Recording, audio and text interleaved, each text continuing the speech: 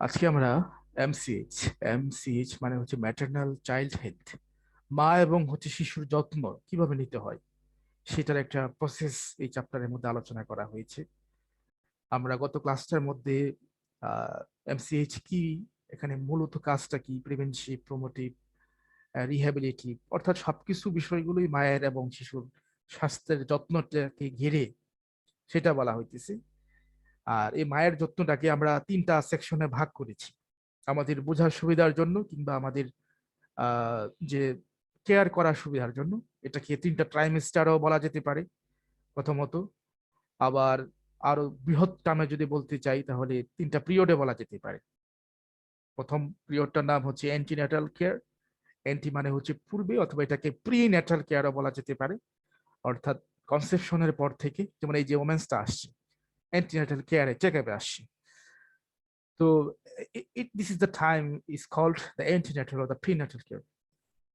And the second things, the intranatal care. Intra মানে হচ্ছে ভিতরে বা সেই সময়ের মধ্যে, অর্থাৎ যে সময়টাকে বেবিটা ডেলিভারি হয়, either caesarean section, either normal delivery, ওইটাকে বলছি আমরা ইন্ট্রান্যাটাল কেয়ার। আর ডেলিভারি হয়ে যাওয়ার পরে বেবি এবং including placenta, right? Not only baby, শুধু বেবি হলেই হবে না, প্লাসেন্টাও হতে হবে। প্লাসেন্টা রিমুভ হওয়ার পর থেকে এবং এর সাথে সাথে যত ব্লাড ভেসেল থাকে, ওইটা যখন সবগুলো রিমুভ করা হবে অ্যাবডোমেন থেকে, লোয়ার অ্যাবডোমেন থেকে, পেলভিক ক্যাভিটি থেকে, তখন থেকে আমাদের শুরু হবে পোস্ট ন্যাটাল কেয়ার, তার পরবর্তী যত্ন। এই তিনটা যত্ন হচ্ছে আমাদের একটা বিগ স্পেকট্রাম, মানে একটা বিশাল পরিসরে আমরা করি। কারণ হচ্ছে যে আমাদের দেশে ম্যাটারনাল মর্টালিটির হার সব থেকে বেশি হচ্ছে এই প্রসবান্তিক সময়। প্রসবান্তিক মানে হচ্ছে যে পিপিরিয়াম, এই যে প্রেগনেন্সি বা প্রেগনেন্সির সময়, during pregnancy or the after pregnancy, এই সময়টাতে ম্যাটারনাল মর্টালিটি, মায়ের মৃত্যু হার এবং চাইল্ড মৃত্যু হার অনেকটা বেশি, এখন যদিও অনেকটা কমে আসছে। এটা হচ্ছে আশার খবর। তো এই চ্যাপ্টারের শুরুতে আমরা বিগত যে প্রফেশনাল পরীক্ষাগুলো আছে 2010 সাল থেকে 2017 সাল, 18 সাল পর্যন্ত আর কি, যেগুলো কোশ্চেন আসছে এই চ্যাপ্টার থেকে, আমরা গত ক্লাসেও কিছুটা দেখে আসছিলাম কিছু কোশ্চেন এখান থেকে। এবং আজকেও দেখবো যে কিছু কোশ্চেন আছে, আমরা কোশ্চেনের অ্যান্সার ওইভাবে পড়বো না, কিন্তু দেখা যাচ্ছে যে আমরা আমাদের লেকচারের পরবর্তী শেষ করার পরে আমাদের এই পড়াগুলো হয়ে যাবে। এটা তিনটা আমরা লাস্টে পড়ে আসছিলাম গত প্রিভিয়াস ক্লাসে। আজকে আমরা যেগুলো রেড মার্ক করা দেখতে পাচ্ছি, সেই রেড মার্ক গুলো আজকে আহ, দেখা যাচ্ছে যে আলোচনা ক্লাসটা শেষে আমরা জানতে পারবো। এবং এই কোশ্চেন গুলো দেখা যাচ্ছে রিপিটেডই, মানে রিপিটেড পরীক্ষায় আসে। যে হাই রিস্ক মাদার কারা, মানে কারা ঝুঁকিতে আছে, কোন মা গুলো ঝুঁকিতে আছে, এখন ঝুঁকিতে কেন থাকবে, সে কেনর উত্তরটা জানা দরকার আছে। এবং একই সাথে সে ঝুঁকি তো আছে বুঝতে পারলাম, এবং তাদেরকে রুল কি হবে, তাদেরকে কি করণীয় হবে, সেই করণীয়টাও সেখানে হচ্ছে আলোচনা করা আছে। এবং হচ্ছে যে এই হাই রিস্ক মাদারের যে কেয়ার, অনেকটা ঘুরিয়ে ফিরে কোশ্চেনটা, সেটা কিভাবে নিতে হয়। এবং হচ্ছে যে অ্যান্টিনেটাল কেয়ার, অর্থাৎ প্রেগনেন্সির সময় যে কেয়ারটা আছে সেটা কিভাবে নিতে হয়। আমরা এই তিনটা বিষয় চলে আসবে লেকচারে, আমরা আরো অনেক বিষয় পড়বো, কিন্তু এই তিনটার উত্তর চলে আসবে। অর্থাৎ আমরা এখান থেকে মাত্র অল্প কিছু কোশ্চেন দেখতে পাচ্ছি, এগুলি হয়তো পরীক্ষায় ঘুরিয়ে ফিরিয়ে প্রতি বছরে এখান থেকেই কোশ্চেন গুলো আসে, খুব বেশি একটা মডিফিকেশন হয় না। কমিউনিটি মেডিসিনের যে কোশ্চেন গুলো আছে 80% মোটামুটি সেমই থাকে। তাহলে প্রথমে আমরা গত ক্লাসটা বলছিলাম যে গত ক্লাসটা র্যাশটা থাকবে কিছুটা এখানে, কারণ গত ক্লাসটা আমরা অ্যান্টিনেটাল কেয়ারটা শুরু করেছিলাম। অ্যান্টিনেটাল কেয়ারে আমরা ভিজিট পড়েছিলাম প্রথমে 14টা ভিজিট, যেটা স্ট্যান্ডার্ড ভিজিট। মিনিমাম আমরা 3টা পড়েছিলাম, আর হচ্ছে একটা ছিল মিডিয়াম। সো স্ট্যান্ডার্ড এবং হচ্ছে মিনিমাম, এই দুইটা মনে রাখলেই হয়। তারপরে আমরা পড়েছিলাম যে গত ক্লাসটায় যে একটা প্রেগনেন্সি ওম্যান যখন আসবে প্রথমবার, আমরা তাকে তখন কি কি উপদেশ দিব, বা কি কি বিষয় তাদেরকে আমি নোটিস করব, নোট ডাউন করব, বা সেই বিষয়টাকে যেটা বলা হচ্ছে যে কিভাবে কেস টেকিং করব।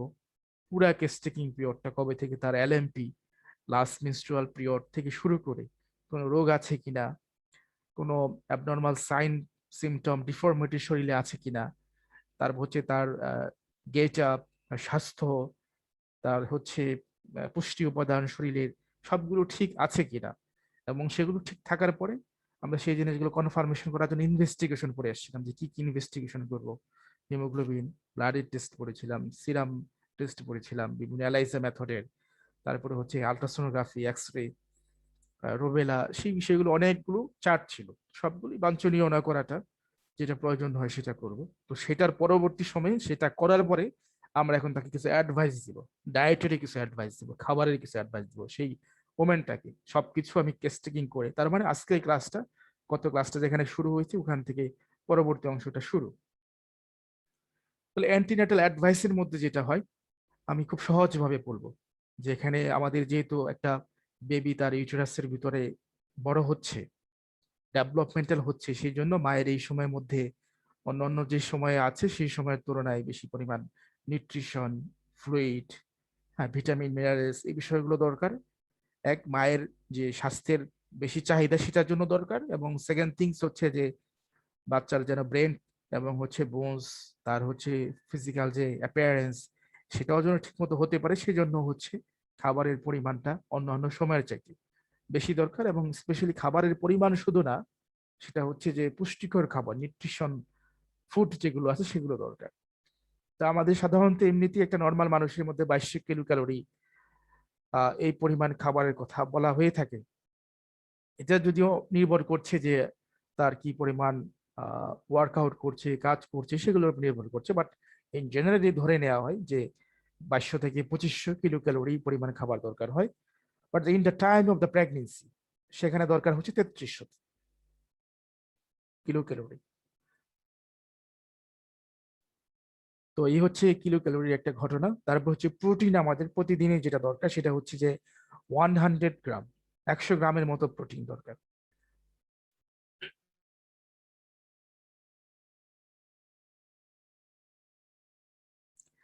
আচ্ছা, প্রোটিন আমাদের ভালো উৎস হচ্ছে মাছ, মাংস, ডিম, এগুলো হচ্ছে আমাদের প্রোটিনের ভালো উৎস। সেই জন্য আমরা প্রতি বেলায় মাছ কিংবা মাংস রাখার জন্য সাজেস্ট করি। যে বেলায় মাংস খাওয়া হবে সে বেলায় যেন মাছ না খায়, কিংবা সেই বেলায় যেন দুধ না খায়, অর্থাৎ মাছ, মাংস, দুধ, এগুলোর জন্য একসাথে কোনোটা না হয়। বিকজ একসাথে যদি হয় তাহলে এটা, এখানে হাই প্রোটিনের পরিমাণ বেশি চলে যায়, তখন তার ইনডাইজেশন প্রবলেম, তার হজমে সমস্যা হতে পারে। সেই জন্য আমরা এই ডায়েটারি অ্যাডভাইসটা বলবো যে যখন আহ মাছ খাওয়া হয় তখন যেন সেই বেলায় যেন মাংস খাওয়া না হয়। ইউজুয়ালি আমরা সাজেস্ট করব যে খাবারটা যেন, তার যেন প্রধান মিলটা, যেটা সবচেয়ে বড় মিলটা, যেন সকালের বেলায় হয়, সকাল বেলায় হয়। মর্নিং যে ব্রেকফাস্ট যেটা আছে, এটা যেন তার খুব, এই খাবারটা যেন খুব ভারী টাইপের কিছু খাবার হয়। এখানে মাংস থাকতে পারে, ডিম থাকতে পারে, খাওয়ার আধা ঘন্টা 1 ঘন্টা পরে দুধ থাকতে পারে, রাইট? এই খাবারগুলো যেন সকালের দিকটায় খায়। দুপুর বেলায় আরেকটু খাবারের পরিমাণটা কমে আসবে, রাতে আরো কমে আসবে। রাতে যেন দুধ, মাংস, অতিরিক্ত এই খাবারগুলো না খায়। তাতে তার যেটা হবে যে তার অস্থিরতাটা বেশি থাকবে সেই সময়। কারণ প্রেগনেন্সির সময় আমাদের এমনিতেই রক্তের যে ফ্লোটা থাকে তার থেকে একটু সাধারণত একটু বেশি থাকে।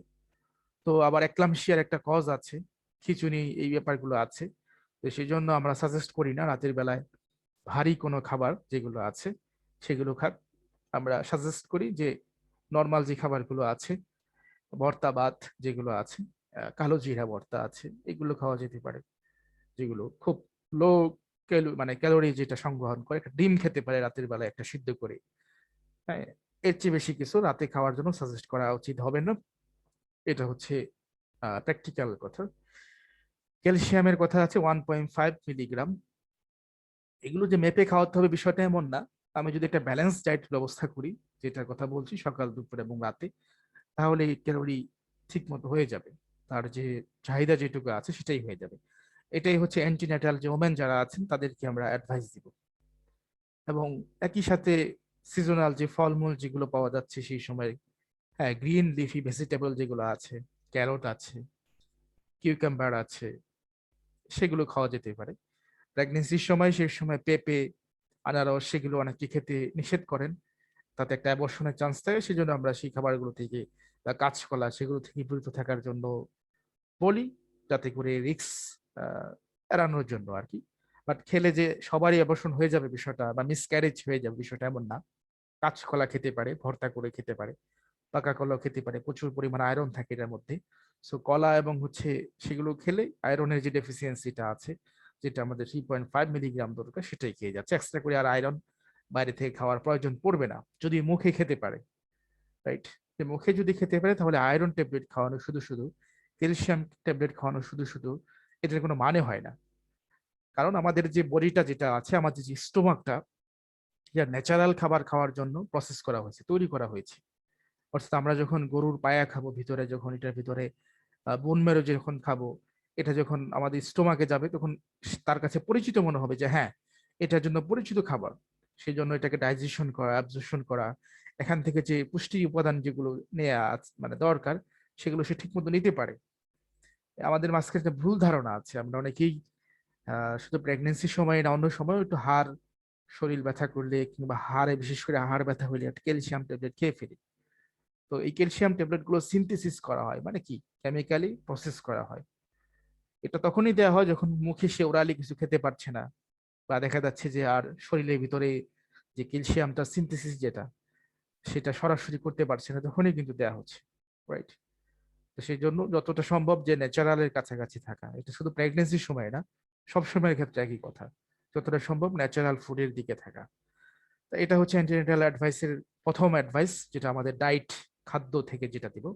তারপরে যে সেকেন্ড যেটা আসছে, সেটা হচ্ছে পার্সোনাল হ্যাবিট এবং হচ্ছে হাইজিন, যে পরিষ্কার পরিচ্ছন্নতা এবং হচ্ছে তার যে অভ্যাস যেগুলো আছে, সেগুলোর ক্ষেত্রে কি করা যেতে পারে। প্রথমত যেটা, আমি খুব সহজভাবে বলি যে এখানে অর্থ না করে, যে প্রথমত সেই সময় কি করা হয়, ঢিলে ঢেলা পোশাক পরা হয়, রাইট? যাতে করে তার জন্য কমফোর্টেবল হয়, ওয়াশরুমে যেতে যাতে সুবিধা হয়, সেই জন্য বসতে পারে, উঠতে পারে, এই জন্য। এবং হচ্ছে তার যদি কোনো স্টেইন থাকে, কোনো ডিসচার্জ থাকে, সেটার জন্য সহজে ক্যাপচার করা যায়। তো এই জন্য হচ্ছে তাকে ঢিলে দোলা পোশাক থাকবে, যেটার মাধ্যমে খুব সহজে ভেন্টিলেশন সিস্টেম থাকবে, এবং সেটা খুব টাইট ফিট হবে না, এরকম। তারপর হচ্ছে তার মিনিমাম 8 থেকে 9 ঘন্টার সময় খুব সাউন্ড স্লিপ হতে হবে, রাইট?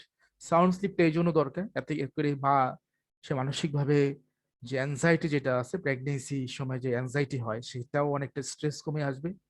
একই সাথে হচ্ছে যে বাবু যেটা আছে, প্রেগনেন্সির সময় যে বেবিটা যেটা আছে, সেটা হচ্ছে যে তার হচ্ছে ডেভেলপমেন্টটাও ঠিকভাবে হবে। আসলে এই ব্যাপারগুলো কেন দরকার আমাদের, এগুলো হয়তো অনেকেই বলবে যে এত কিছু তো দরকার হয় নাই, আমাদের তো 4টা 5টা বাচ্চা হয়েছে। বিশেষ করে যারা একটু বয়োজ্যেষ্ঠ আছেন, তারা হয়তো এইসব কথা বলতে পারেন, বলাটা অস্বাভাবিক কিছু না। এখন বিষয়টা হচ্ছে যে সময়ের আবহাওয়া পরিবর্তনে, খাবার দাবারের পরিবর্তনে, মানুষের স্বাস্থ্যের পরিবর্তনে অনেক জিনিসই পরিবর্তন হয়ে গেছে। সেই জন্য দেখা যাচ্ছে যে বাড়তি যত্ন প্রয়োজন হচ্ছে এই কারণে। কারণ এখন সিজারিয়ান সেকশনের পরিমাণ অনেক বেড়ে গেছে, আমাদের মায়েদের স্বাস্থ্যের অবস্থাও আগের চেয়ে অনেক খারাপ হয়ে গেছে। আগে যে ওমেন্স যারা ছিল, সারাদিন কাজকর্ম করেও তাদের 4-5টা হচ্ছে বেবি হতো, তারপরে কোনো সমস্যা হতো না, অনায়াসে তারা ভালো লাইফ লিড করতে পারতো। কিন্তু বর্তমান সিচুয়েশন হচ্ছে এই, সেটা কিন্তু পারমিট করছে না। সেই জন্য কিছুটা ইগনোরেন্স আমাদের কাছে আছে। বিশেষ করে একটু বয়োজ্যেষ্ঠ যারা আছেন, তারা বলে যে অত ডাক্তারের কাছে যাওয়া দরকার নেই, এত চেক আপ করার দরকার নেই। তো এটা হচ্ছে বিষয়। তো এগুলোর মানে হচ্ছে যে কোনো একটা বাচ্চা যেন কোনোভাবেই মর্টালিটি কিংবা মরবিডিটি, মর্টালিটি মানে মৃত্যুর দিকে না যায়, মরবিডিটি মানে হচ্ছে তার ডিসেবিলিটি, মানসিকভাবে ডিসেবিলিটি, অথবা হ্যান্ডিক্রাফট যে বাচ্চাগুলোকে বলি আর কি, যে হ্যান্ডিক্রাফট মানে হচ্ছে যে কি বলে এটাকে, বাতুলতা অথবা বিকলাঙ্গ যে বাচ্চাগুলো আছে, এগুলো যাতে না হয়। ফার্দার কমপ্লিকেশন এড়ানোর জন্য আমরা সেই জিনিসটাকে আমরা চেষ্টা করি, আমরা জাস্ট চেষ্টাই করতে পারি, এর থেকে বেশি মানে বেশি কিছু করার থাকে না। তারপর হচ্ছে এক্সারসাইজ, যেটা এই সময় অনেকে বসে থাকে, শুয়ে থাকে। হ্যাঁ, বিশেষ করে এখনকার সময়ে এই জিনিসটা বেশি দেখা যাচ্ছে, এটা খুবই খারাপ। একেতে হচ্ছে যে তার শরীরের মধ্যে অবসাদ, মানে নিস্তেজ, ডালনেস, ডিজিনেস ভাব চলে আসে সারাদিন শুয়ে বসে থাকার ফলে। আর 2 নাম্বার যেটা হচ্ছে, সেটা হচ্ছে যে engagement of the baby. Engagement of the baby জিনিসটা কি? এঙ্গেজমেন্ট মানে তো জানি আমরা যে একটা সাথে আর একটা জড়িত হওয়া, সম্পৃক্ত হওয়া, রিলেশনশিপে যাওয়া, রাইট? সো এঙ্গেজমেন্ট মানে হচ্ছে যে শিশুর যে মাথাটা যেটা আছে, সেটা আমাদের পেলভিস যেটা আছে, যেটাকে পেলভিসের যে ফাঁকা যে জায়গাটা আছে, এটাকে আমরা বলি pelvic brim, right? Pelvic brim, BRIM। তো সেই জায়গায় একটু ঠিক মতো ডিসেন্ড করতে পারে না। ডিসেন্ড মানে কি, তলানি পড়তে পারে না, সেই জায়গায় আসতে পারে না। ঠিক মতো ফিট হতে পারে না। এই যে ঠিক মতো ফিট হতে পারে এটাকে বলে এঙ্গেজমেন্ট, রাইট? আর এই যে ঠিক মতো ফিট হতে পারতেছে না এটাকে বলে সেফালো পেলভিক ডিসপ্রপোর্শন।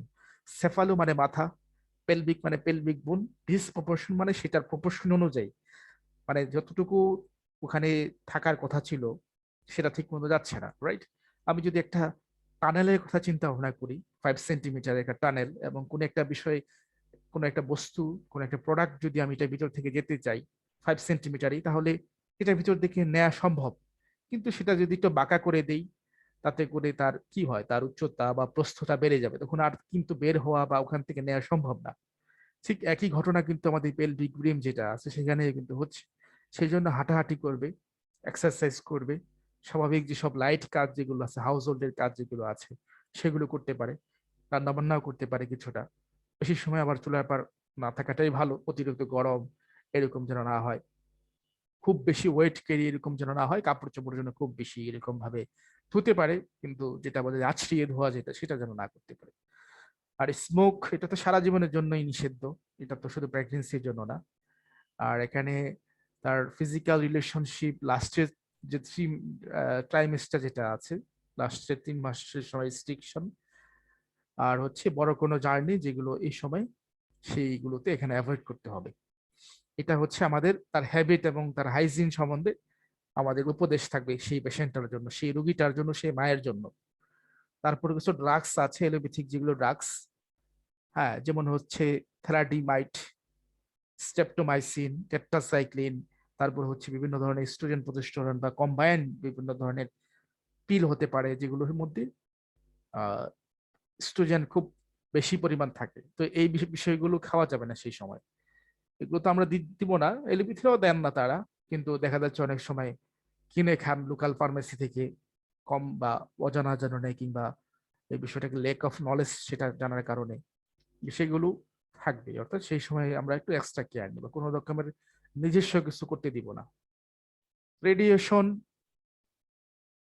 যতটা সম্ভব কম করা যায় প্রেগনেন্সির সময়, কারণ যে রেডিয়েশনটা যেটা দেওয়া হচ্ছে, ইভেন হচ্ছে আলট্রাসোনোগ্রাফির ক্ষেত্রে একই কথা, যে করতে হবে আমাদের, কারণ ফিটাল অ্যানোমালিস দেখার জন্য, অ্যানোমালিস মানে আবনর্মাল গঠন, সেটা দেখার জন্য বাচ্চাটা ঠিক মতো স্পষ্ট মানে কি বলে যে পরিপুষ্ট হচ্ছে কিনা, সেই জন্য আমরা ইউএসজি করছি, কিংবা বাচ্চাটা ঠিক মতো ইমপ্লান্টেশনটা যে অ্যান্ডোমেট্রিয়ামে হওয়ার কথা ছিল সেখানেই হয়েছে কিনা, নাকি সেটার আশেপাশে ফেলোপিয়ান টিউব হয়ে গেছে, সার্ভিক্সে হয়ে গেছে, যেটাকে বলি অ্যাক্টোপিক প্রেগনেন্সি, সেগুলো বোঝার জন্য আমরা হচ্ছে যে আলট্রাসোনোগ্রাফি করি। আলট্রাসোনোর একটা বিশাল রোল আছে, তো তাই বলে সেটা মানে যাচ্ছে তাই ভাবে করা যাবে না। দেখা যাচ্ছে যে ম্যাক্সিমাম 3 বার বা 2 বার 3 বার 4 বার এরকমটা করা হয় according to the health condition of the patient. তারপরে যেটা একটু গুরুত্বপূর্ণ বিষয় করতেছি এখন, সবগুলি গুরুত্বপূর্ণ কিন্তু এটার একটু বেশি গুরুত্বপূর্ণ, যে ওয়ার্নিং সাইন। ওয়ার্নিং মানে হচ্ছে যে বিপদ সংকেত। কেন? যে এইসব ব্যাপারগুলো যদি থাকে তাহলে এটা মায়ের স্বাস্থ্যের জন্য অথবা বাচ্চার স্বাস্থ্যের জন্য ক্ষতির কারণ হতে পারে। এই জন্য এই সাইনগুলো দেখা মাত্রই সেই সময় ইমিডিয়েটলি তাকে ডাক্তারের কাছে শরণাপন্ন হতে হবে। প্রথমে যেটা বলা আছে সেটা হচ্ছে সুইলিং অফ দ্য ফিট, যেটা আমরা বলি যে পায়ের মধ্যে পানি আসা, অনেকের পায়ে পানি চলে আসে, যেটা বলেছি ফুলে যাচ্ছে, ইডিমা হয়ে যাচ্ছে, ড্রপসি হয়ে যাচ্ছে। কারণ কি? এটা একটা চান্স থাকে ফিট অথবা ইপিলিপসি, যেটা খিচুনি হওয়ার একটা চান্স থাকে, হচ্ছে যে এটা একটা কমপ্লিকেশন হয় এরকম ইডিমা। তারপরে হচ্ছে ফিট যেটা হয়ে যাওয়া, যেটা বলে খিচুনি, দাঁত লেগে যাওয়া, এই যে মূর্ছা যাওয়া, হ্যাঁ, কমায় চলে যাওয়া, হঠাৎ হঠাৎ ভাবে এরকম ফিট, হ্যাঁ, দাঁত টাত খিল লেগে থাকে, এরকম চোখগুলো উল্টিয়ে দেয়, এটা একটা ওয়ার্নিং সাইন। তারপর হচ্ছে হেডেক, যদি খুব হেডেক হয়, অত্যন্ত হেডেক হয়, কারণ হেডেক আমরা জানি যে যে কোনো পেইন যখন শরীরের মধ্যে হচ্ছে তখন এটা হরমোন আমাদের খুব রোল করছে, সেটা হচ্ছে প্রোস্টাগ্ল্যান্ডিন।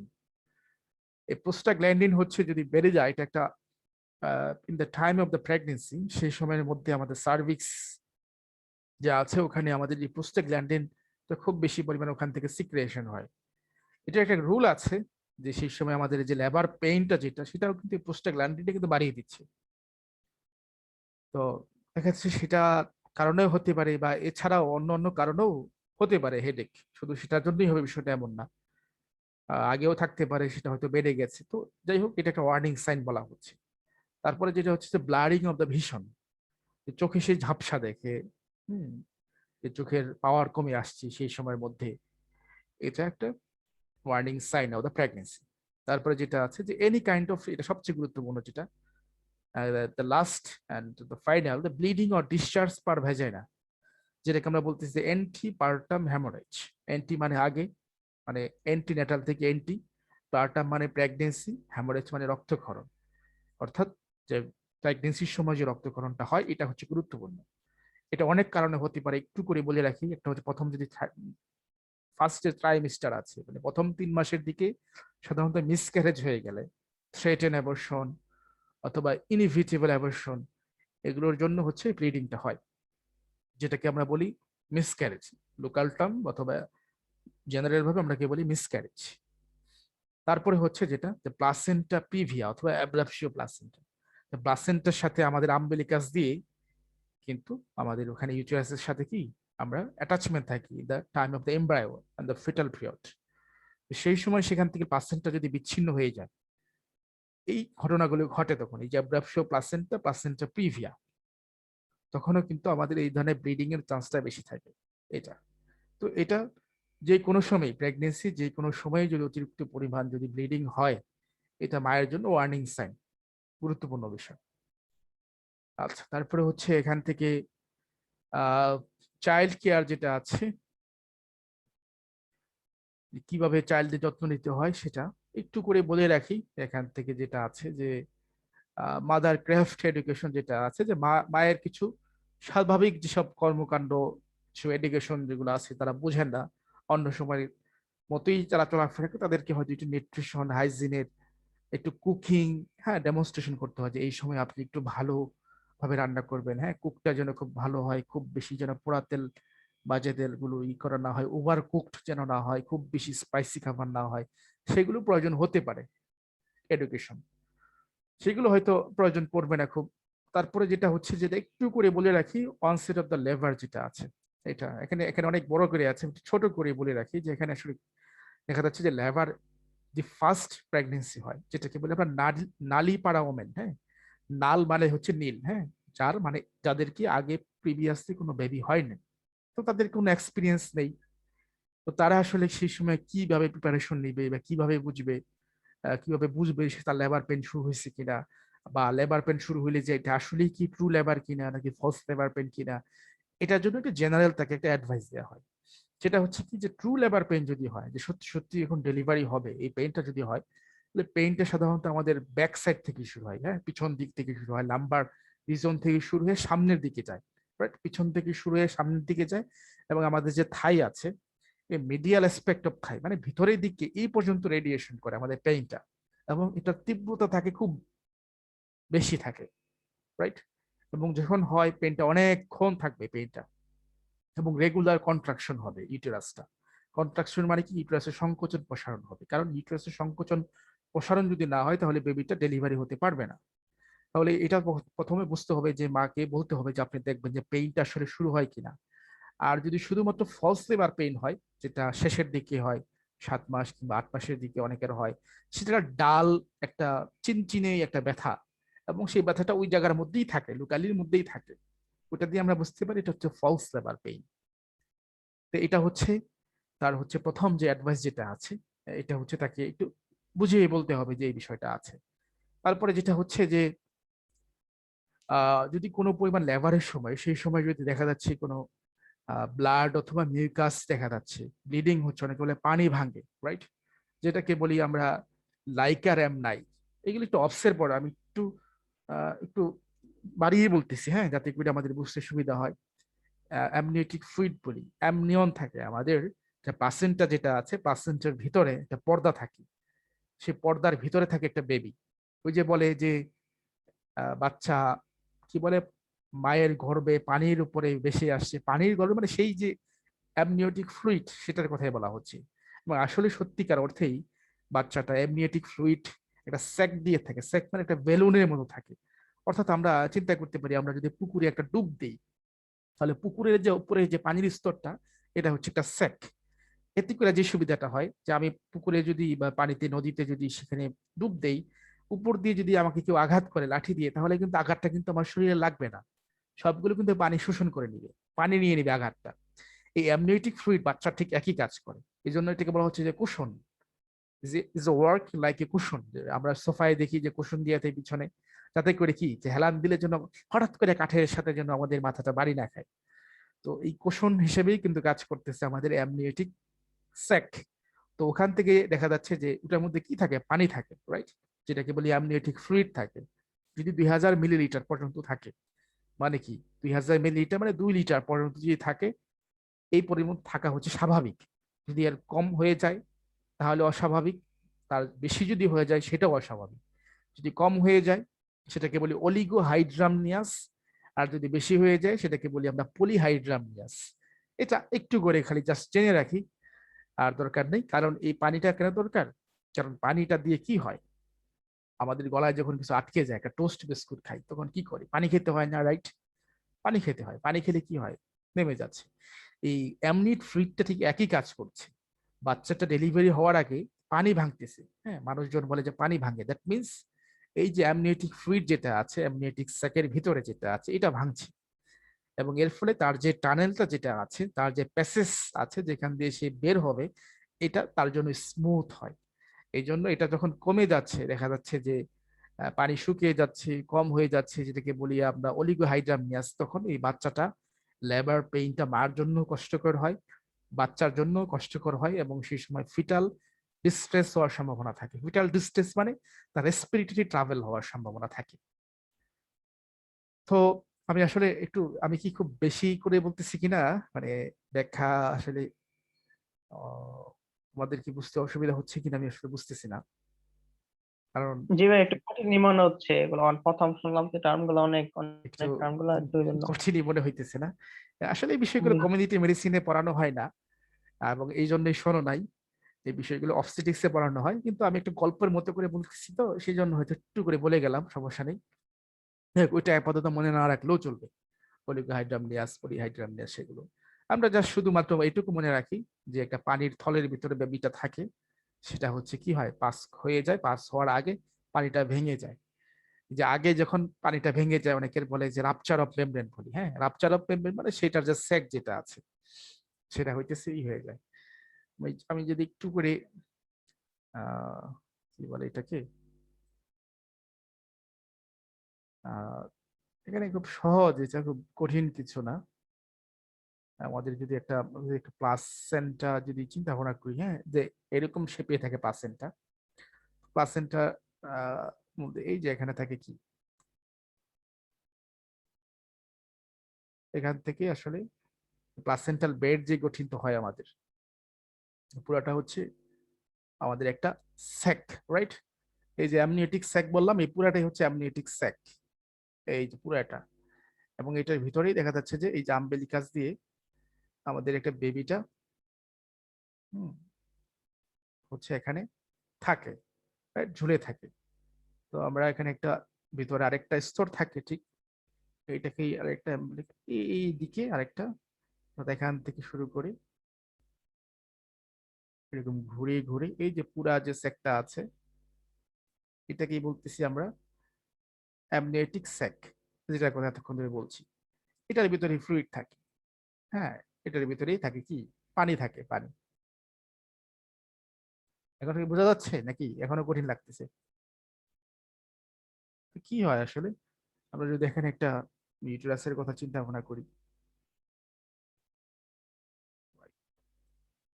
ইউটেরাস,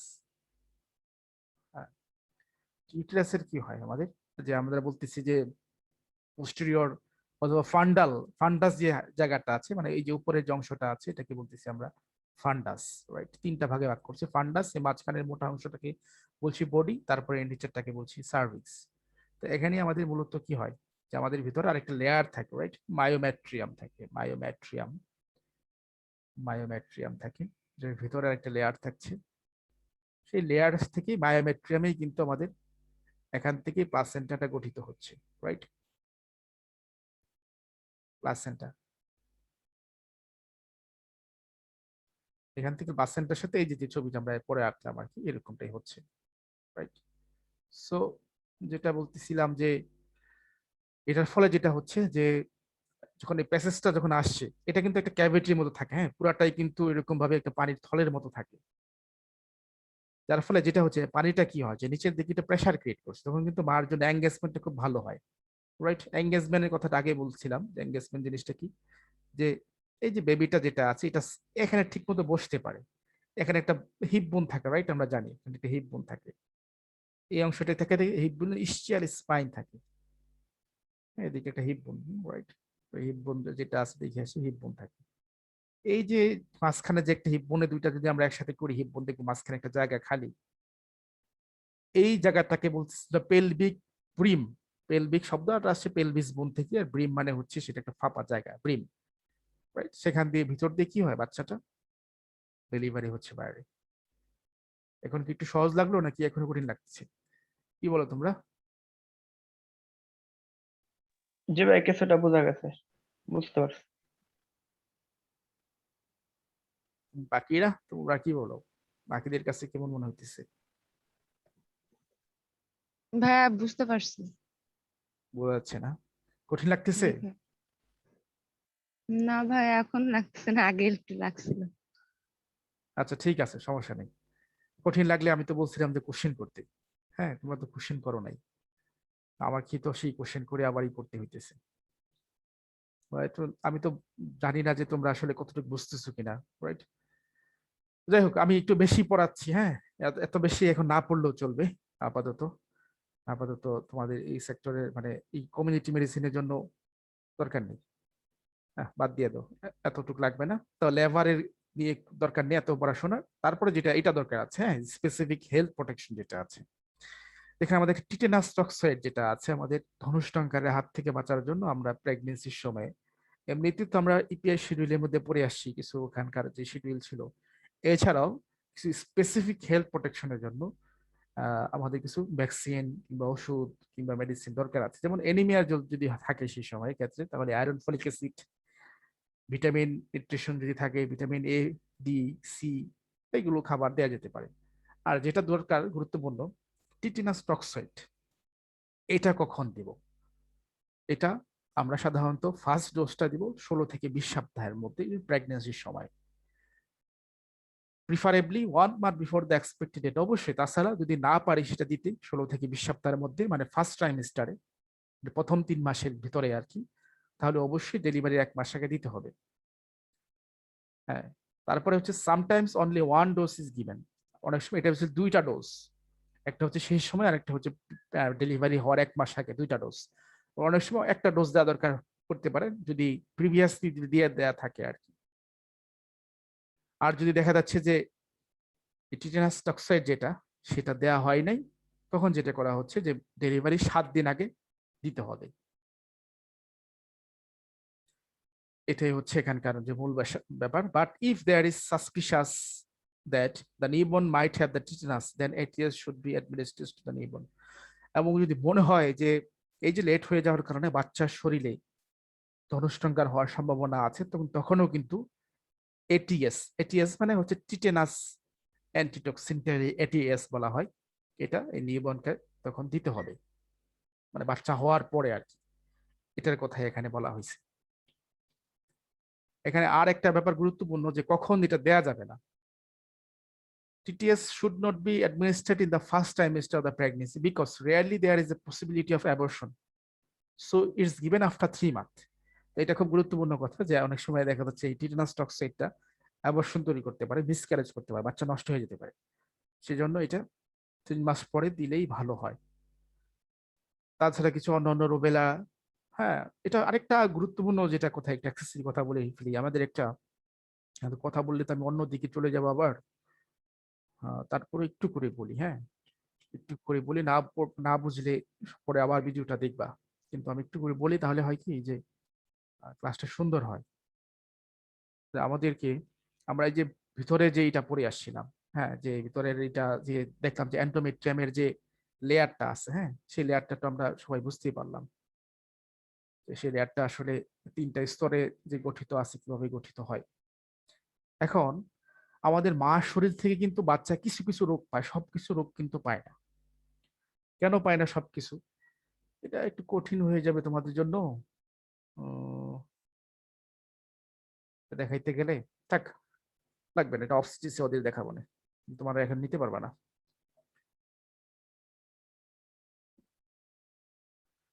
নাকি দেখাবো, যদি বলো তাহলে দেখাবো, নাহলে দেখাবো না। একটু কঠিন, মানে তোমাদের জন্য একটু কঠিন আর কি, অবস্টেটিক্স এর বড় তো। হ্যাঁ দেখাই দেন, দেখাই তো সমস্যা নেই। আচ্ছা ঠিক আছে, তাহলে আমরা যদি শুধুমাত্র বেসমেন্ট মেমব্রেনটা আঁকি, হ্যাঁ, বেসমেন্ট মানে হচ্ছে যে ইউটেরাসের, আবার ইউটেরাসের কথা চলে আসে এখান থেকে। ইউটেরাসের 3টা লেয়ার থাকে, বাইরের লেয়ারটাকে যেটা বলতেছি যেটাকে পেরিমেট্রিয়াম, হ্যাঁ, মাঝখানে যে লেয়ারটা আছে, হ্যাঁ, এই যে লেয়ারটাকে এটা বলছে মায়োমেট্রিয়াম, আর এটাকে বলতেছে এন্ডোমেট্রিয়াম, ভিতরের লেয়ারটা যেটা আছে। এখন এই যে এন্ডোমেট্রিয়াম যেটা আছে ভিতরের লেয়ার, এটার মধ্যে আবার কম্পার্টমেন্ট থাকে, রাইট? কম্পার্টমেন্ট আমরা তাহলে শুধু এই লেয়ারটা নিয়ে আসছি, এই মাঝখানে লেয়ারটা নিয়ে আসছি, এই যে এটা নিয়ে আসছি। এটা 3টা কম্পার্টমেন্ট থাকে, রাইট? মানে 3টা সেগমেন্ট থাকে এটা। তো এটা হচ্ছে বেসমেন্ট, হ্যাঁ, মানে মূল যেটা আছে। তারপরে হচ্ছে যে ঠিক 3টা কম্পার্টমেন্টের মধ্যে first compartment, second compartment, third compartment, এই তিনটা হচ্ছে লেয়ার থাকে, এটার ভিতরে থাকে।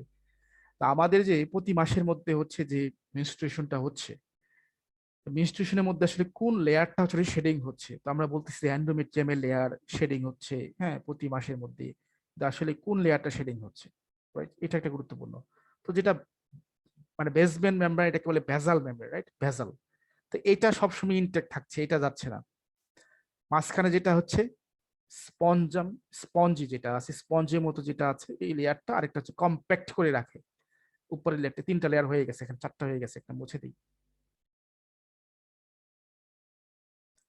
তো এই 3টা লেয়ার হচ্ছে থাকে অ্যান্ড্রোমেট্রিয়ামের ভিতরে, যে ভিতরে যে লেয়ারটা যেটা আছে, এই যে এখানে এরকম থাকে। আমি যদি একটু দেখাই দিই, এখানে 3টা লেয়ার থাকে এরকম,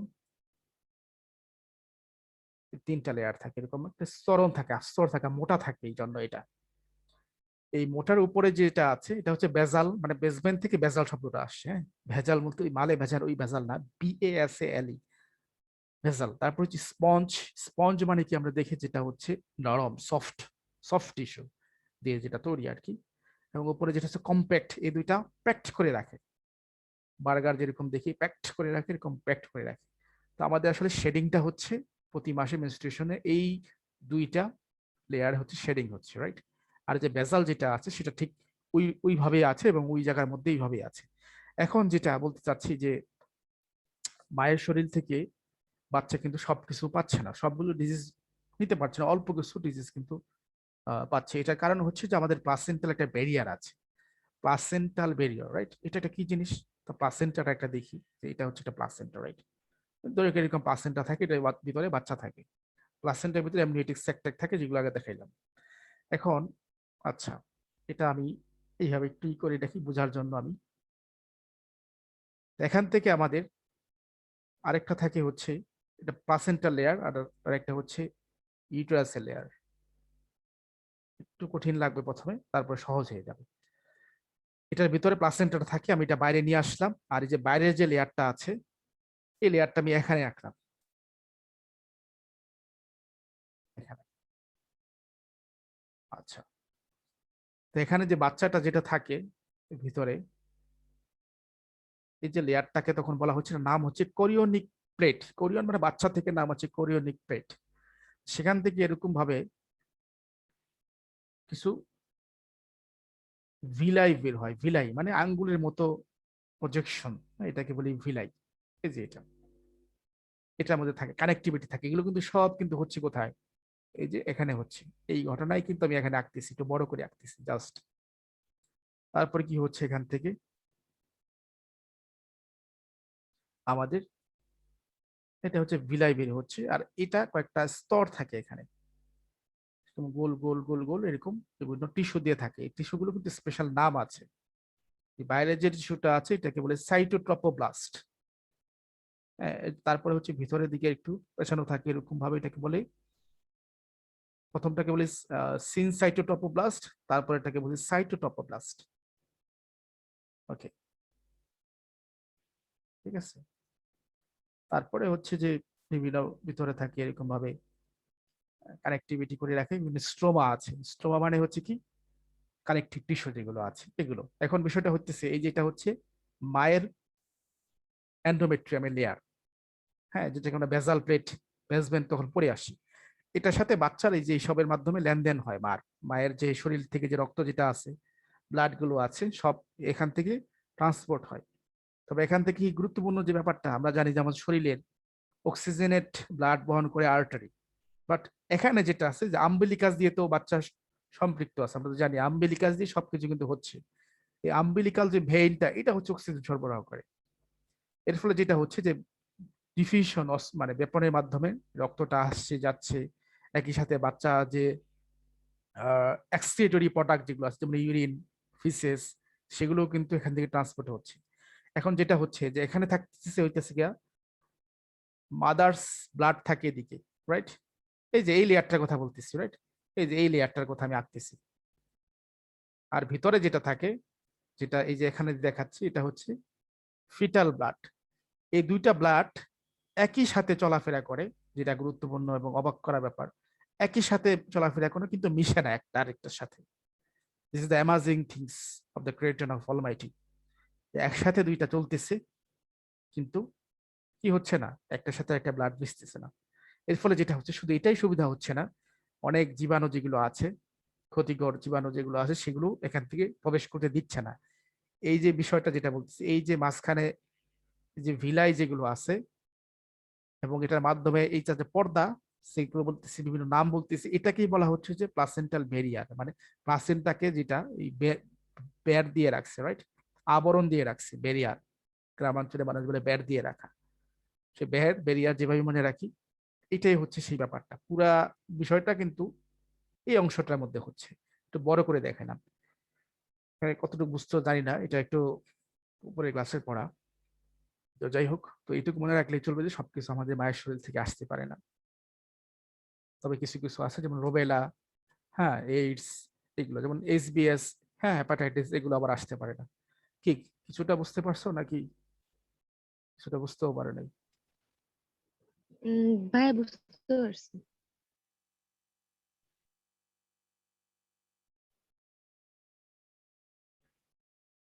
এখন আসতেছে হাই রিস্ক মাদার বা হাই রিস্ক প্রেগনেন্সি। কারণ কি হাই রিস্ক কেন বলা হচ্ছে, যে তাদের কিছু বিষয় আছে যেগুলোর কারণে তার মর্টালিটি অথবা মরবিডিটি, তার মৃত্যু অথবা তার শারীরিক যে কোনো হ্যান্ডিক্রাফট, বিকলাঙ্গতা হওয়ার দিকে যে সম্ভাবনা থাকে, বা কোন কোন বিষয়গুলো যদি থাকে তাহলে এগুলো হতে পারে, তাদেরকে বলা হয়েছে হাই রিস্ক মাদার। খুবই গুরুত্বপূর্ণ কোশ্চেন এবং পরীক্ষার জন্য গুরুত্বপূর্ণ, বাস্তবের জন্য গুরুত্বপূর্ণ। তাহলে প্রথমে বলা আছে অবস্টেট্রিক্স কজ। অবস্টেট্রিক্স মানে হচ্ছে প্রসূতি বিদ্যা, ডেলিভারি থেকে শুরু করে কনসেপশন, হ্যাঁ, কনসেপশন থেকে শুরু করে একবারে পিউপিরিয়াম যে পিরিয়ডটা আছে, এবং কিছুটা নিউনেটাল কেয়ার, এটাকে পুরাটা বিষয়টাই হচ্ছে অবস্টেট্রিক্স এর মধ্যে পড়ে। তাহলে কি কি থাকতে হবে? প্রথমে এখানে বলা আছে যে গ্রাভিডা, অল প্রাইমি গ্রাভিডা। তারপর হচ্ছে গ্রান্ট মাল্টিপাড়া, ইলডারলি মাল্টিপাড়া। তার মানে হচ্ছে সবাই, এক কথা কি, সবাই একটা রিস্ক থাকবে। প্রেগনেন্সির সময়টা সবার জন্যই কি রিস্ক, এটা হচ্ছে জেনারেল কথা। স্পেশালি গ্রান্ট মাল্টিপাড়া, যাদেরকে দুইয়ের অধিক, হ্যাঁ, দুইয়ের অধিক যাদের বাচ্চা আছে, তারা আরেকটু বেশি রিস্ক। এবং সব থেকে বেশি রিস্ক হচ্ছে যারা ইলডারলি মাল্টিপাড়া, অর্থাৎ যাদের বয়স হচ্ছে 40 পার হয়ে গেছে, হ্যাঁ, দা লোকাল সেন্সে 40 বা 35 পার হয়ে গেছে, তারা হচ্ছে সব থেকে বেশি রিস্ক। এখানে স্পেশালি বলা আছে যে বয়স 35-এর বেশি এবং 18-র নিচে, তারা হচ্ছে রিস্ক, হাই রিস্ক বলা হচ্ছে। 5 ফিট উচ্চতার নিচে যাদের আছে, হ্যাঁ, উচ্চতা 5 ফিট, হ্যাঁ, তারা হচ্ছে হাই রিস্ক। তোমাদের কত ফিট? তারপরে হচ্ছে মাল্টিপাড়া প্রেগনেন্সি, হ্যাঁ, যাদের একের অধিক, মানে কি বলে, আগে প্রেগনেন্সি হয়েছে, তাদেরকে বলছে মাল্টিপাড়া, মাল্টিপল প্রেগনেন্সি, যাদের খুব ঘন ঘন প্রেগনেন্সি হয়, তারা রিস্ক। এবং কিছু ব্যাড অবস্টেট্রিক্স হিস্ট্রি যদি থাকে, সেই সময় যদি কিছু ইতিহাস থাকে কিছু রোগের, যেমন কি previous repeated labour or abortion, পূর্বে যদি অ্যাবর্শন করানো থাকে, ম্যানুয়ালি অ্যাবর্শন করে না, অনেকে বাচ্চা নষ্ট করে ফেলে, তারাও কিন্তু রিস্ক থাকে। তারপরে হচ্ছে প্রি অ্যাক্লাম্পটিক টক্সেমিয়া, অর্থাৎ সেই সময় যদি অ্যাক্লাম্পসিয়া হয়। অ্যাক্লাম্পসিয়া মানে কি হচ্ছে কি, যে খিঁচুনি হয়ে যায়, ব্লাড প্রেশার বেড়ে যাওয়া, হ্যাঁ, অ্যাক্লাম্পসিয়া, প্রি অ্যাক্লাম্পসিয়া, তারপরে হয় অ্যাক্লাম্পসিয়া। তারপরে হচ্ছে সেফালোপেলভিক ডিসপ্রপোর্শন, এটা আগে বলে আসছি যে আমাদের পেলভিক রিমের সাথে শিশুর মাথাটা, যেটা ক্যাপুট বলি, CAPUT, এটা ঠিক মতো বসতে না পারলে। তারপরে হচ্ছে ইনস্ট্রুমেন্টাল অ্যাবডোমিনাল ডেলিভারি, ইনস্ট্রুমেন্ট যদি ডেলিভারি করাতে হয়, রাইট, নর্মালি হয়েছে কিন্তু, অথবা সিজারিয়ান হয়েছে আগে, তারা হচ্ছে রিক্স। রিটেন প্লাসেন্টা মানে বেবি ডেলিভারি হয়ে গেছে কিন্তু প্লাসেন্টাটা এখনো বের হয় না, এটা কিন্তু রিটেন প্লাসেন্টা, মানে প্লাসেন্টা রয়ে গেছে ভিতরে। ডিস্ট্রাকটিভ অপারেশন, ডিস্ট্রাকটিভ অপারেশন কখন করা হয়? মৃত বাচ্চা যখন একদম আমাদের complete abortion, right, complete abortion যখন ভিতরে হয়ে যায় তখন আমাদের ডিস্ট্রাকটিভ অপারেশন করতে হয়। ডিস্ট্রাকটিভ অপারেশন মানে কি? ডিস্ট্রাকশন মানে তো জানি আমরা ধ্বংস করা, অর্থাৎ তখন একদম ফরসেপস দিয়ে বাচ্চাটাকে কেটে কুটে মাথা টাথা যা আছে সব বের করে না হয়, এই জন্য এটার নাম হচ্ছে ডিস্ট্রাকটিভ অপারেশন। তারপর হচ্ছে জেনিটাল ফিস্চুলা। জেনিটাল ফিস্চুলা মানে কি? ফিস্চুলা মানে নালী ঘা, অর্থাৎ ইউরিনারি ব্লাডারের সাথে যদি ভেজাইনা অথবা রেকটামের সাথে যদি ভেজাইনার এই যে একটা কমিউনিকেশন হয়ে যায়, অ্যাবনর্মাল ট্র্যাক, এটাকে বলি ফিস্চুলা, এরাও কিন্তু হাই রিস্ক। তারপর হচ্ছে প্রলং লেবার, মানে অনেকক্ষণ ধরে পেইন হচ্ছে, সাধারণত আমাদের 12 থেকে 14 ঘন্টা পর্যন্ত পেইন থাকে, তার বেশি যদি হয় 16 ঘন্টা পার হয়ে গেছে, তখন এটাকে বলি আমরা প্রলং লেবার। তারপর হচ্ছে কনজেনিটাল মেল ফরমেশন, যদি জন্মগতভাবেই দেখা যাচ্ছে বাচ্চা হচ্ছে অ্যাবনর্মাল থাকে, গঠনে বিকৃতি থাকে, সেটা তারা হচ্ছে মানে, বা সেই সব মায়েরা হচ্ছে, বাচ্চা না সরি, মায়েরা হচ্ছে হাই রিস্ক। স্টিল বার্থ, হ্যাঁ, দেখা যাচ্ছে যে একদম স্টিল বার্থ, মৃত বাচ্চা জন্মগ্রহণ করা, না, লাইভ বার্থ আমরা যেটা জানি, নিউনেটাল ডেথ, এগুলো যদি হিস্ট্রি থাকে কোনোটা ইতিপূর্বে, তাহলে তারাও হচ্ছে হাই রিস্ক। বুঝতে পারছো?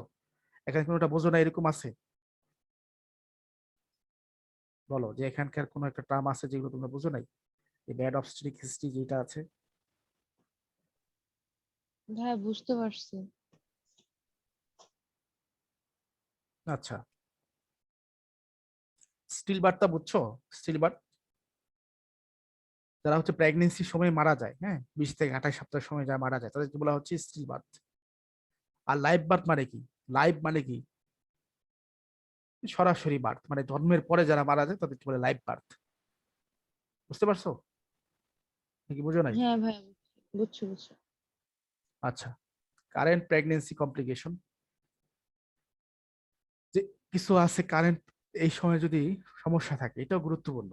থ্রেটেন অ্যাবর্শন, থ্রেটেন মানে অ্যাবর্শন, আমরা ক্লাসিফিকেশন করছি, হ্যাঁ, threaten abortion, inevitable abortion, incomplete abortion, complete abortion, missed abortion, septic abortion.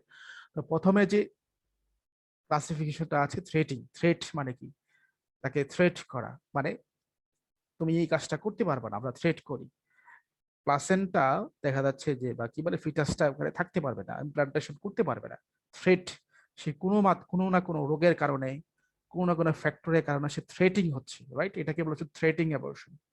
সেই সময় কি হতে পারে, যে বাচ্চাটা থ্রেটিং অ্যাবর্শন হলে কি, বাচ্চা মিসক্যারেজ হয়ে যায়, সেই সময় আমাদের অস যেটা আছে সার্ভিক্স, ওইটা ক্লোজ থাকে থ্রেটিং অ্যাবর্শনের সময়। তারপর হচ্ছে অ্যান্টিপার্টাম হ্যামোরেজ, যেটা তো বলছি যে প্রেগনেন্সির সময় যে হ্যামোরেজ গুলো হয় সবগুলো অ্যান্টিপার্টাম হ্যামোরেজ, স্পেশালি প্লাসেন্টা প্রিভিয়া এবং অ্যাবডাপশন প্লাসেন্টা, এটার জন্য হয়। তারপর হচ্ছে প্রি অ্যাক্লাম্পসিয়া, এটা খুব গুরুত্বপূর্ণ, যাদের ইউরিনের মধ্যে অ্যালবুমিনের পরিমাণটা বেশি থাকে তারা সাধারণত এই অ্যাক্লাম্পসিয়া এবং প্রি অ্যাক্লাম্পসিয়াটা হয়, এরাও হচ্ছে সমস্যা, হাই রিস্ক। তারপর হচ্ছে মেল প্রেজেন্টেশন। মেল প্রেজেন্টেশন মানে যেরকমটা বাচ্চা থাকার কথা সাধারণত আমাদের in the time of the term, at term মানে হচ্ছে ডেলিভারি যে সময়টা, যেটা 37 থেকে 42 সপ্তাহ, এটাকে বলতেছি অ্যাট টার্ম। সেই সময়টা আমাদের বাচ্চাটা মাথার নিচের দিকে থাকার কথা, বাচ্চাটা মাথার নিচের দিক থেকে না যদি অন্য দিকে থাকে, হাত পা গুলো এক্সট্রিমিটিস যদি নিচের দিকে থাকে, এটাকে বলতেছি মেল প্রেজেন্টেশন, রাইট। তারপর হচ্ছে হাইড্রামনিয়াস, ওই যে হাইড্রামনিয়াস মানে কি, অ্যামনিওটিক স্যাকের ভিতরে যে পানি, এটাকে বলতেছে হাইড্রামনিয়াস, এটা কম বেশি হলে সমস্যা। তারপর হচ্ছে টুইন বেবি, সেটাও সমস্যা। তারপরে হচ্ছে ইন্ট্রা ইউটেরাইন গ্রোথ রিটার্ডেশন, যদি ইন্ট্রা মানে কি ভিতরে, ইউটেরাইন গ্রোথ মানে কি ইউটেরাসের ভিতরে, যদি শিশুটার এই যে জন্ম কি বলে এটার যে গঠনের যেটা, এটা যদি বাধাগ্রস্ত হয়, রিটার্ডেশন মানে বাধাগ্রস্ত হওয়া, সেটাও একটা সমস্যা। তারপর প্লাসেন্টা প্রিভিয়া, হ্যাঁ, যেটা বললাম যে প্রিভিয়া মানে হচ্ছে কি, যে প্লাসেন্টাটা ওই জায়গা থেকে সরে গেছে, যে জায়গায় থাকার কথা ছিল ওই জায়গা থেকে সরে গেছে, এই জন্য ওখান থেকে ব্লিডিংটা হয়, পেইনলেস ব্লিডিং হয় সাধারণত। তারপরে হচ্ছে পোস্ট ম্যাচুরিটি, যে সময় হয়ে গেছে কিন্তু এখনো বাচ্চাটা ঠিক মতো ম্যাচুরেশন হয় নাই, এগুলো হচ্ছে সমস্যা, হাই রিস্ক তাদেরকে। এটা খুব গুরুত্বপূর্ণ। হ্যাঁ, এই ব্যাড অবস্টেট্রিক হিস্ট্রি এবং কারেন্ট প্রেগন্যান্সি কমপ্লেইন, এখান থেকে মোটামুটি 3-4টা করে পয়েন্ট বলতে পারলেই চলবে। আর মেডিকেল কজ এগুলো খুব সহজ, নিউট্রিশন, হাইপারটেনশন, হ্যাঁ, পাইলোনেফ্রাইটিস মানে নেফ্রনের প্রদাহ, পালমোনারি টিউবারকুলোসিস, ডায়াবেটিস, সিভিলিস, এগুলো তো আমাদের মনে থাকে। হ্যাঁ, তো এটা হচ্ছে কেন rule of MCS for the dealing with the high risk mother, এটা কেন দরকার, আমরা যদি এগুলো স্ক্রিনিং করতে পারি, বলে যে স্ক্রিনিং টেস্ট। স্ক্রিন মানে কি, বলে যে কম্পিউটারের স্ক্রিন, স্ক্রিন মোবাইলের স্ক্রিন, স্ক্রিন মানে কি দেখা। ঠিক আমরা এই টেস্ট করে দেখি যে কোন কোন মা কোন কোন অবস্থায় আছে, এবং যে অবস্থায় থাকে তার ফলে আমরা যেটা করতে পারি, তাদেরকে, যে এখানে আছে কেউ হয়তো রুরাল এরিয়ায় আছে, হ্যাঁ, মফস্বল গ্রাম অঞ্চলে আছে, তাদেরকে নিকটস্থ মাতৃসেবা যেগুলো আছে, হ্যাঁ, মায়ের হাসি ক্লিনিক এরকম আছে, ম্যারিস্টোপস, সেগুলোতে আমরা পাঠানোর ব্যবস্থা করি বা খোঁজ খবর রাখি, কিংবা যদি হেলথ ওয়ার্কার থাকে আশেপাশে তাদের সাথে যোগাযোগ করি আমরা। এবং হচ্ছে তাদেরকে, মাকে আমরা তাদের কাছে ভিজিটিং এ পাঠাই, কারণ এই ব্যাপারগুলো থেকে যেন তাকে নিষ্কৃতি দেওয়া যায় এবং আলটিমেটলি মা এবং শিশুর যেন তাদেরকে সঠিকভাবে একটা সুন্দর সেফ একটা বাচ্চা জন্মগ্রহণ করতে পারে, এটাই হচ্ছে রুল। এখন এই যে আমরা অলরেডি তাহলে এতক্ষণ যেটা বললাম সেটা হচ্ছে প্রি ন্যাটাল কেয়ার, রাইট? আমরা এতক্ষণ পড়ছি prenatal care. Prenatal কেয়ারটা আমরা এতক্ষণ ধরে যেগুলো বললাম সবগুলো প্রি ন্যাটাল কেয়ার। এখন সামনে যে আর দুইটা কেয়ার আছে সেটা হচ্ছে ইন্টারন্যাটাল কেয়ার, আর একটা হচ্ছে পোস্ট ন্যাটাল কেয়ার। এটা অল্প একটু পড়া, খুব বেশি পড়া না। ইন্টারন্যাটাল কেয়ার থেকে খুব বেশি পড়া নেই, মানে ইন্টারন্যাটাল কেয়ার হচ্ছে যে কেয়ারটা ডেলিভারির সময় যেটা করা হচ্ছে এটাকে বলে ইন্টারন্যাটাল কেয়ার।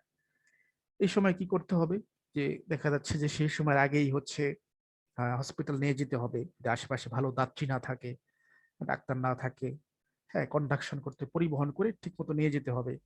তারপর হচ্ছে ডোমেস্টিক কেয়ার। হ্যাঁ, একটু করে আমি বলে যাই, ডোমেস্টিক মানে হচ্ছে বাসায় যদি কেয়ার করা হয়, হ্যাঁ, বাসায় রেখে যদি করা হয়, যে বাসায় ডেলিভারি করানো হবে, তখন তার জন্য কিছু এক্সট্রা বেনিফিটও আছে, আবার কিছু ক্ষতিকর ব্যাপারও আছে। কি বেনিফিট, যে সে তার ন্যাচারাল পরিবেশে হতে পারতেছে, হ্যাঁ, হসপিটালে যেতে হইতে পারতেছে না, আশেপাশে তার হাজবেন্ড থাকছে, তার আশেপাশে মানুষজন থাকছে, সাপোর্ট পাচ্ছে, মেন্টালি ভয় কাজ করছে না। আবার হসপিটালে গেলে হচ্ছে তার কিছুটা ভয় কাজ করে। তাহলে এটা একটা সুবিধা অসুবিধা এগুলো। তাছাড়া সবচেয়ে গুরুত্বপূর্ণ ব্যাপার যেটা, হসপিটালে যে ওখানে স্পেশালাইজড অবস্টেট্রিশিয়ান থাকে, গাইনোকোলজিস্ট থাকে, যাদেরকে বলা হয় যে মিড ওয়াইফ, হ্যাঁ, যারা ধাত্রীবিদ্যায় প্রশিক্ষণ প্রাপ্ত, তারা খুব ভালো ম্যানেজ করতে পারেন, হ্যাঁ, বাসায় এরকম করতে পারেন না, এটা একটা ডিসঅ্যাডভান্টেজ। এটাই বলা হচ্ছে ডোমেস্টিক কেয়ার, যে বাসায় রেখে করলে কি হবে আর ওখানে নিয়ে গেলে কি হবে, এগুলোই হচ্ছে ব্যাপার আর কি।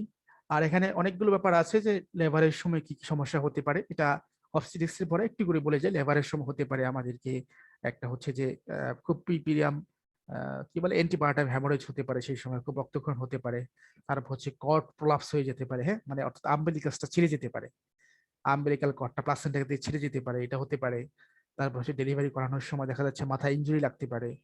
হ্যাঁ, তারপরে হইতেছে দেখা যাচ্ছে যে মায়ের পেন হচ্ছে উঠতেছে না, এটা এটা হতে পারে, এক্সট্রিম পেন হতে পারে। হ্যাঁ, তারপরে যদি কোনো হার্ট ডিজিজ থাকে সেই সময়ের মধ্যে, তাহলে ফিটাল ডিস্ট্রেস হওয়ার সম্ভাবনা থাকে, বাচ্চার রেসপিরেটরি সমস্যা হওয়ার সম্ভাবনা থাকে।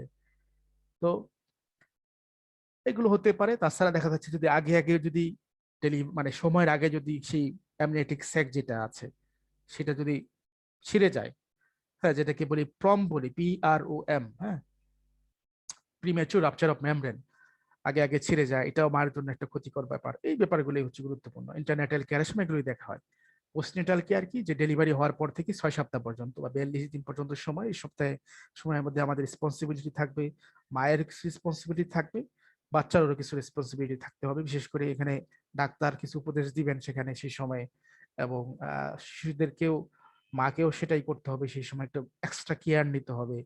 তারপরে হচ্ছে ডেলিভারি হওয়ার পরে আমাদের PPS বলি, হ্যাঁ, পোস্টপার্টাম হ্যামোরেজ, ডেলিভারি হওয়ার পরবর্তী যে ব্লিডিংটা হয় সেটাকে বলি PPS, অত্যাধিক হতে পারে অনেকের, হ্যাঁ, সেটার কারণে কিন্তু আমাদের অনেক মর্টালিটি হার বেশি।